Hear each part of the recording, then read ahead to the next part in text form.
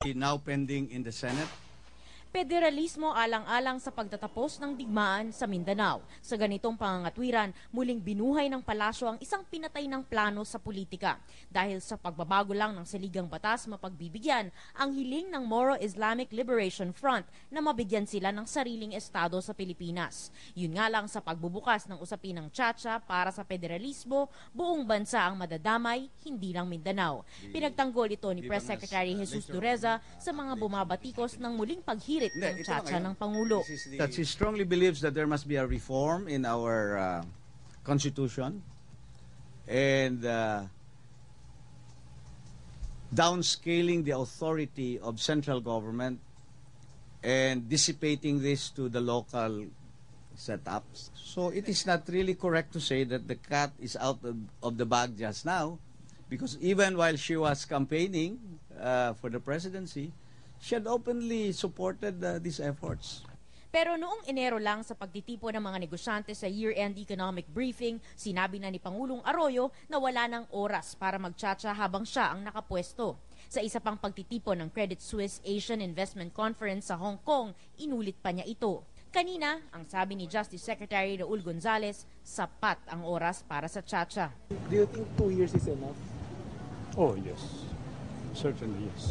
Sa pagsuporta ng Malacanang sa hiling ni Pimentel na magtsatsa alang-alang sa federalismo, malinaw ayon sa palasyo na ang partikular na pagbabagong ito lamang ang pupuntiryahin ng mga kaalyado ng palasyo at hindi ang mga probisyon ng batas na magbibigay daan sa pananatili sa pwesto ni Pangulong Arroyo pagkatapos ng 2010. Hindi pa nga lang malinaw kung paniniwalaan ng mga kritiko ang pangakong ito, lalo na natatandaan pa rin ng mga bumabatikos sa Pangulo ang mga pangakong kanyang binawi. Gaya ng sinabi niyang hindi na siya muling tatakbo at ang sinabi niya kamakailan lang na di na muling bubuksan pa ang Chacha dahil wala ng oras. Nadia Trinidad, Patrol ng Pilipino. Kung may balak ang gobyernong buhayin muli ang charter change, nakakasa na rin ang pangontra ng oposisyon at ng civil society. Bubuhayin ang anti-Chacha movement para masigurong goodbye gloria na raw sa 2010. Nagpapatrol Maricar Bautista. Umaalingasaw na ang masangsang na amoy ng Chacha ayon sa oposisyon. Lalo na't kahapon ay namin na mismo ni Pangulong Arroyo na isusulong ang federalismo. We advocate federalism as a way to ensure long-lasting peace in Mindanao. Ang tanging paraan para mangyari ito ay amyendahan ng konstitusyon o mag-Chacha. Kaya maghahanda agad ang Black and White movement ng pangontra, ang anti-Chacha movement.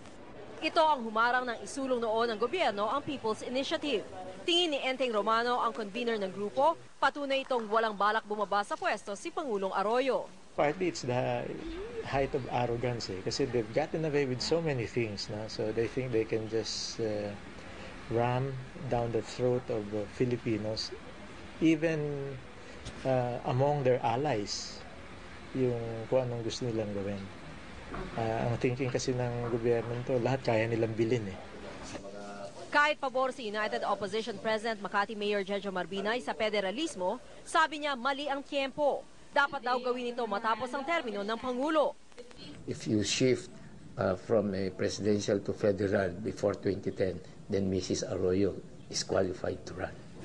Marami ring senador ang tutol sa pagsusulong ng charter change. Wala daw ibubungang maganda ito, kundi puro gulo. I think there are people in Malacanang who want the president extended. I think there are senators and congressmen who may want themselves extended, walang term limits, but the proper thing to do would be to make sure that we amend the Constitution after the elections and make it an issue in the 2010 elections.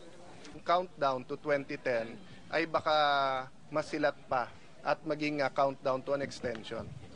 Naniniwala ako na bilang isang institusyon, administrasyon man o oposisyon, majority man o minority, tatayo, maninindigan para labanan at ipaglaban ang institusyon ng Senado para hindi ito madalyut at para hindi matuloy ang charter change.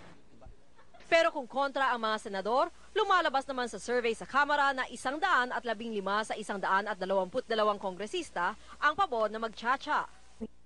Pero babala ng oposisyon kung hindi raw umubra noon ang isinusulong na Chacha ng gobyerno ni hindi raw ito makakaporma ngayon lalo't wala ng sapat na panahon. Patapos na kasi ang termino ng Pangulo. Maricar Bautista, Patrol ng Pilipino.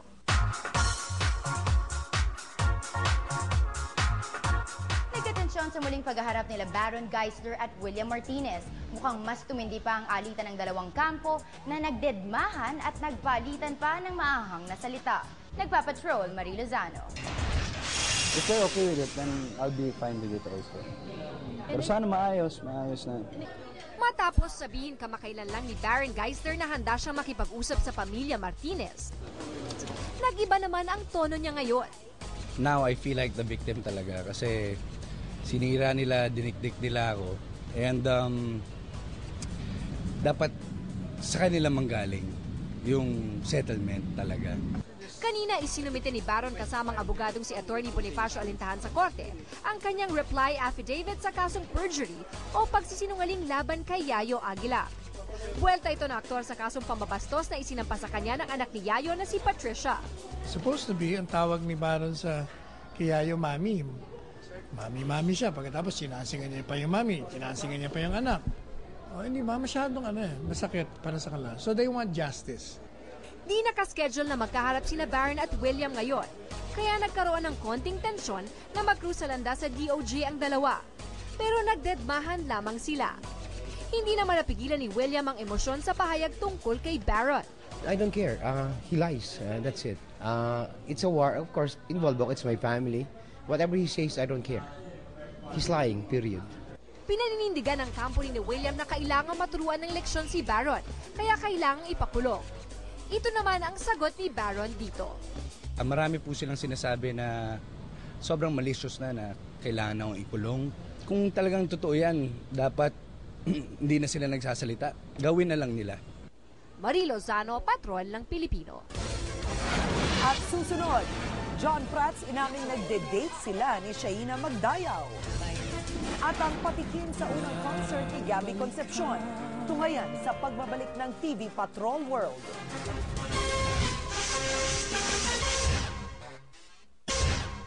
Patuloy pong ipinagluluksa ng mga taga-Balagtas, Bulacan ang pagkamatay ng 2 taong gulang na si Mark Joseph de la Cruz. Namatay ang biktima ng ihampas siya sa simento at ihagi sa bukid ng kanyang amain na si Jericho Sudario. Sa autopsy report ng pulisya, nagkabasag-basag ang bungo ng bata. Nagkaroon din siya ng intracranial hemorrhage o pamumuo ng dugo sa loob ng ulo. Bago na aresto at nakulong kahapon, kinuyog muna ng galit ng mga residente ng Bulacan si Sudario. Sinampahan siya ng kasong murder na merong hatong panghabang buhay na pagkakabilanggo. Pumayag na ang MMDA na buksan ang isinarang U-turn slot sa Katipunan Avenue na pinagmulan ng matinding pagsisikip ng traffic nung isang linggo. Exclusive, nagpapatrol Nina Corpus. Grabe ang traffic sa Katipunan Avenue nang biglang isara ng MMDA ang mga U-turn slot nung Biyernes. Marami tuloy estudyante ng Ateneo at Miriam ang na-late. Exams pa naman. Kaya ngayon, para di malate, gumigising sila ng alas 4 o alas 5 ng umaga. We're so stressed of being so late. And the only reason is that because they closed the U-turn. Galit na galit ang mga magulang na mga estudyanteng naperwisyo. Kaya kahapon, kasama ang ibang taga-Katipunan, nakipag-usap sila sa MMDA. We're very, very concerned about the safety of our kids. You know, last Friday, they had to cross the street. Pumayag naman ang MMDA na buksan simula kaninang umaga ang magkabilang U-turn slot sa harap ng B. Gonzales Street sa tapat ng entrance ng Miriam College. Pero sarado pa rin ang ibang U-turn slot. Tulad nung Biyernes, matindi pa rin ang traffic sa ilalim ng Aurora Katipunan Overpass. Dito nag-U-turn at kumakanan papasok sa Gate 2 ng Ateneo ang mga sasakyan. Dagdag pa rito ang mga galing ng flyover na lumiliko papasok ng Gate 2 na nakakaharang sa mga sasakyang galing sa ibaba ng flyover. Kaya iminumungkahi ng MMDA na gawing exit na lang ang Gate 2 at entrance only naman ang Gate 3. Reklamo naman ng Ateneo, sana hindi muna ipatupad ng MMDA ang traffic scheme kung di kompleto ang plano. So ang tanong, dapat na ba natin in-implement ngayon yan? O dapat sinabay-sabay nating lahat? Ang problema kasi, hindi natin pwedeng pagsabay-sabayan. We do not know kung kailan magde-decide ang Ateneo na ilipat yung entrance nila. Nililinaw ngayon ng Ateneo sa kanilang mga estudyante na hindi pa sila nagdedesisyon. Ang Gate 2 pa rin ang entrance at Gate 3 pa rin ang exit. Kaya pakiusap ng MMDA, pagtiwalaan sila ng Ateneo at subukan ang kanilang plano para maayos ang trapiko. Nina Corpus, Patrol ng Pilipino. Matapos umikot ang maugong na balitang lilipat na siya ng estasyon, proud kapamilya pa rin si John Prats. Sa katunayan, sobrang saya ng aktor sa mga proyektong nakalinya sa kanya sa ABS-CBN, tulad ng pagbibidahang fantaserye na comic series na Tiny Tony. Samantala, kanina sa kanyang guesting sa Umagang Kay Ganda, mas simpatiko ang Gabby Concepcion ang nagpakilig sa fans, todo promote ang aktor para sa concert sa Music Museum.